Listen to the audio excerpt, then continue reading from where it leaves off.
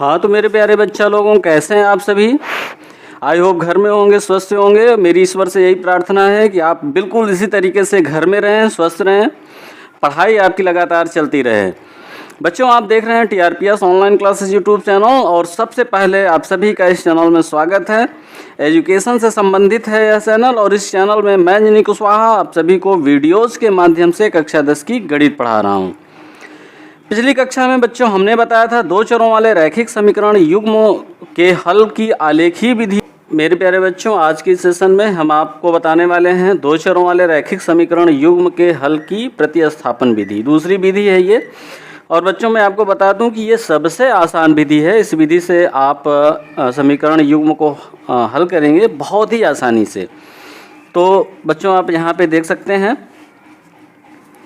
यहाँ पे WM का मतलब हुआ वर्किंग मेथड, हिंदी में बात करें तो क्रिया विधि। तो बच्चों इसके बारे में थोड़ा सा बता दें किस प्रकार आपको करना है क्रिया विधि, ये हम आपको बताने जा रहे हैं। इस विधि में दिए गए समीकरणों में से किसी एक समीकरण से एक चर का मान दूसरे चर के पद में व्यक्त कर दूसरे समीकरण में प्रतिस्थापित कर देते हैं।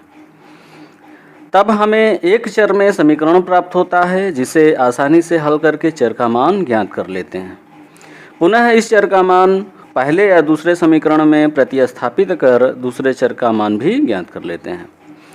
तो बच्चों कहने का मतलब यह है कि कोई भी एक समीकरण लेते हैं और उस समीकरण से या तो x का मान y के पदों में या तो y का मान x के पदों में प्राप्त करके दूसरे समीकरण में प्रतिस्थापित कर देते हैं। इस प्रकार दोनों चरों के मान हमें प्राप्त हो जाते हैं। तो थोड़ा सा यहाँ पे उदाहरण के माध्यम से समझेंगे तो आपको आसानी से समझ में आ जाएगा। यहाँ आप देख सकते हैं उदाहरण ये है, दिए गए रैखिक समीकरण युग्म, मतलब दो समीकरण ये दिए गए हैं जिन्हें हमें प्रतिस्थापन विधि से हल करना है।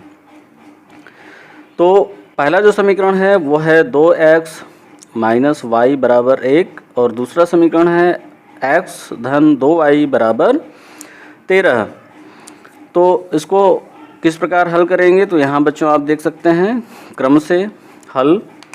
तो सबसे पहले हम समीकरण 1 लेते हैं, आप चाहें तो समीकरण 2 भी ले सकते हैं, मतलब केवल एक बार में एक लेना है। तो समीकरण 1 से हमने किया क्या, x को हमें अलग करना है, तो 2x इज इक्वल टू, अब दाएं पक्ष में 1 है और 1 लिख लिया हमने। अब ये बाएं पक्ष से ऋण y को हमने दाएं पक्ष में किया तो इसका चिन्ह बदल गया। बाएं पक्ष से दाएं पक्ष में या दाएं से बाएं में स्थानांतरित करने पर उनके चिन्ह बदलते हैं, यानी कि जोड़ घटाने में बदल जाता है, घटाना जोड़ में बदल जाता है, और गुणा भाग में बदल जाता है, और भाग गुणा में बदल जाता है। इस प्रकार परिवर्तन होता है।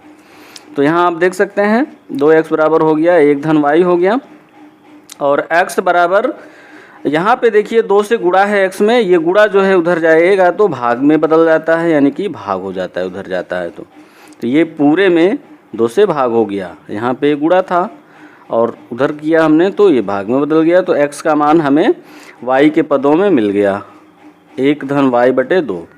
तो x का मान y के पदों में हमें मिल गया बच्चों। तो अब आगे देखिए, ये जो x का मान है ये समीकरण 2 में हम रखेंगे। तो समीकरण 2 सबसे पहले लिख लेंगे। समीकरण 2 क्या है, x धन 2y बराबर 13। तो यहाँ पे x के स्थान पे हम क्या रखेंगे, x के स्थान पे ये हम प्रतिस्थापित करेंगे 1 धन y बटे 2। तो 1 धन y बटे 2 हमने प्रतिस्थापित कर दिया x के स्थान पे, और बाकी सेम उतार लेंगे। अब आगे देखेंगे बच्चों, अब हमें करना क्या है, मतलब ये इतने के बटे में है, मतलब इतने में 2 से भाग है। अगर हम चाहते हैं कि ये 2 से इस पूरे में भाग हो जाए तो इसमें 2 से गुणा कर देंगे।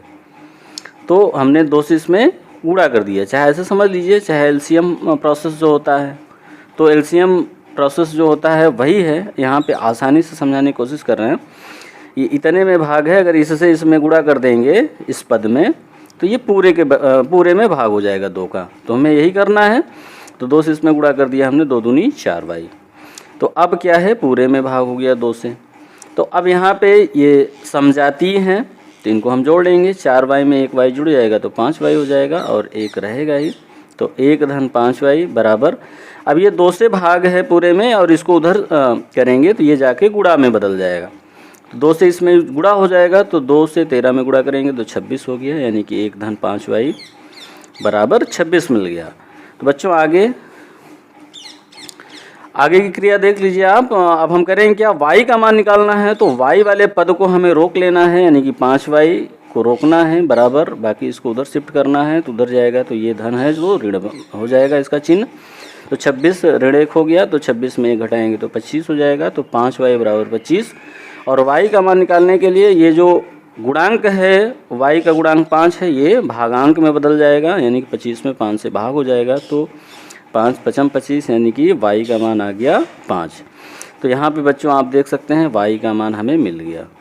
ये बहुत ही आसान है, क्रम से आप इसको करते जाएंगे तो बहुत ही आसानी से कर लेंगे, इसमें है कुछ नहीं। तो ये वर्किंग मेथड था, तो हमने प्रतिस्थापित करके y का मान निकाल लिया। अब बिल्कुल आसानी से आप आगे कर लेंगे। अब आगे हम क्या करेंगे, ये जो y का मान है बच्चों, यहाँ पे आप देख सकते हैं y का ये जो मान है समीकरण 1 में चाहे रख लीजिए आप या समीकरण 2 में रख लीजिए, तो x का मान हमें प्राप्त हो जाएगा। तो यहाँ पे हम समीकरण 1 में रख रहे हैं, तो बच्चों यहाँ पे आप देख सकते हैं समीकरण 1 में रखने पर तो एक क्या है हमारा, सबसे पहले 1 लिख लेंगे। 2x माइनस वाई बराबर 1 है, ये समीकरण 1 है। इसमें हमें y के स्थान पे 5 रखना है तो y की जगह पे हमने 5 रख दिया, बाकी सब कुछ वही रखना है बच्चों।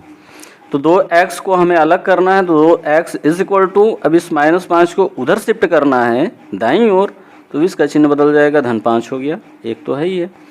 तो 5 1 6 हो गया, यानी कि 2x बराबर 6 हो गया। और x बराबर ये जो गुणांक है उधर जाके भागांक हो गया, यानी कि 2 3 6 काट पीट के आ गया आपका x के स्थान पे आ गया कितना, सॉरी x का मान आ गया 3। और इन दोनों मानों को हमें एक साथ रख देना है, वही क्या, यही जो है हल है समीकरण युग्म का। तो x बराबर 3 y बराबर 5 ही हमारा क्या हो जाएगा, आप आंसर हो जाएगा। तो एक एग्जाम्पल और लेते हैं, एक उदाहरण की सहायता से हम समझाने की कोशिश कर रहे हैं। और अब यहाँ पे आप देख सकते हैं दिए गए समीकरण, रैखिक समीकरण युग्म ये हैं, इनको आपको हल करना है प्रतिस्थापन विधि से। तो सबसे पहले समीकरण 1 से 3x बराबर हो जाएगा 11 माइनस 2y हो जाएगा, और यहाँ पे x बराबर हो जाएगा 11 माइनस 2y बटे 3, यानी गुणांक था भागांक में बदल गया, x का मान आ गया। तो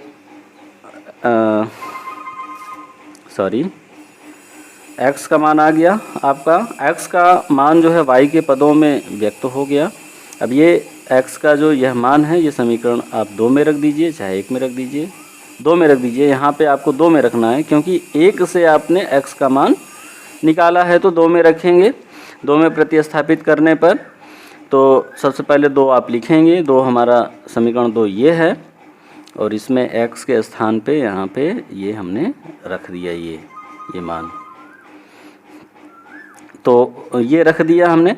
गुणा है तो गुणा केवल अंश में होता है, अंश का गुणा अंश में होता है, हर का गुणा हर में होता है। तो हर में यहाँ पे 1 है, 1 का गुणा 3 में 3 ही रहेगा। 2 से 11 दूना 22 और 2 से 2 दूनी 4y, यानी कि 22 माइनस 4y बटे 3 हो गया, धन 3y बराबर 4 है। अब हम करेंगे क्या, इतने में भाग है 3 का, अगर हम चाहते हैं तो पूरे में भाग हो तो इससे इसमें गुणा कर देंगे, तो 3 त्रिका 9y। तो आप यहाँ पे देख सकते हैं 22 माइनस 4y, अब प्लस 9y हो गया, बटे 3 बराबर 4 हो गया। तो बच्चों आप देख सकते हैं थोड़ा सा यहाँ पे इसको हम हल कर सकते हैं, समझाती हैं। 9y और माइनस 4y ये दोनों घट जाएंगे, ऋण और धन घटेंगे, 9y में से 4y घटेगा, 5y आ जाएगा। और जो बड़ा होता है उसी का चिन्ह लेते हैं, तो 9y बड़ा है तो इसका चिन्ह धन है, तो यहाँ पे धन हमने ले लिया है। छोटी छोटी चीज़ें हैं। तो 22 धन 5y बराबर 12 हो गया, तो 5y यानी कि y का मान निकालना है, तो y वाला पद ही हम अलग कर लेंगे। तो यहाँ पे आप देख सकते हैं 5y बराबर हो जाएगा, इधर 12 है, ये आएगा इधर -22 हो जाएगा। और धन 12 -22, धन 12 ऋण 22 घटाएंगे, यानी कि धन और ऋण घट जाता है और जो बड़ा होता है उसका चिन्ह आ जाता है। तो 22 में से 12 घटेगा 10 आएगा, इसका चिन्ह ऋण है तो ऋण यहाँ पे आ गया। तो 5y बराबर हो जाएगा -10 और y बराबर ये गुणांक उधर भागांक भाग में चला जाएगा, तो 5 से काट देंगे या भाग दे देंगे तो 2 आ जाएगा। तो यानी कि y का मान आ गया ऋण 2। अब ये y का जो मान है ये समीकरण 1 में आप रख दीजिए। यहाँ पे आप देख सकते हैं समीकरण 1 में रखने पर, तो एक समीकरण 1 ये है, इसमें y के स्थान पे ऋण 2 रख दिया हमने, और फिर 3x वैसे ही रहेगा, और 2 दूनी ये पहले धन और ऋण का गुणा ऋण हो जाएगा, 2 दूनी 4 हो गया बराबर 11। आगे देखिए बच्चों, तो 3x बराबर हो जाएगा, इधर 11 है, -4 इधर आएगा तो +4 हो जाएगा, धन 4 हो जाएगा, तो 11 4 15 हो गया। 3x = 15, तो x बराबर 15/3, यानी कि x = कितना हो जाएगा 5 हो जाएगा। भाग कर लेंगे आप, ये वही है। अब x और y की ये जो मान है एक साथ रखेंगे, यही क्या है समीकरण इकाई के हल हैं। तो x = 5, y = -2, यही हमारा क्या हो गया उत्तर हो गया। अब ये 2 क्वेश्चन आपको दे रहे हैं, आपको स्वयं करने हैं। यहाँ पे आप देख सकते हैं, स्वयं कीजिए। पहला क्वेश्चन ये है 2x धन 3y बराबर 7, ये पहला समीकरण हो गया, इसको आपको हल करना है। और 6x धन 5y बराबर 11, ये दूसरा समीकरण है। इस पूरा समीकरण युग्म हो गया, इसको आपको हल करना है। तो यहाँ दूसरा सवाल ये है, ये क्वेश्चन नंबर 1 था, ये क्वेश्चन नंबर 2 है। तो 3x - 7y बराबर 13, पहला समीकरण हो गया। 5y - 2x बराबर 17, ये दूसरा समीकरण हो गया। तो बच्चों यहाँ पे आपको घबराना नहीं है, ये y वाला पहले है, x वाला बाद है, तो हम करेंगे क्या, पहले x वाला लिख लेंगे चिन्ह सहित। ये हो जाएगा -2x, ये धन 5y बराबर 17। तो ये हमारा जो है फाइनली समीकरण नंबर 2 होगा। थोड़ा सा इसको हम सिस्टम से लिख लेंगे, पहले x वाला लिखेंगे फिर y वाला, क्योंकि यहाँ पहले x वाला है फिर y वाला है, तो वही। तो अब इन दोनों को हम हल करके x y का मान निकालेंगे, इनको भी। तो दोनों क्वेश्चंस को आपको हल करने हैं, आप हल करके हमें x y का मान बताना।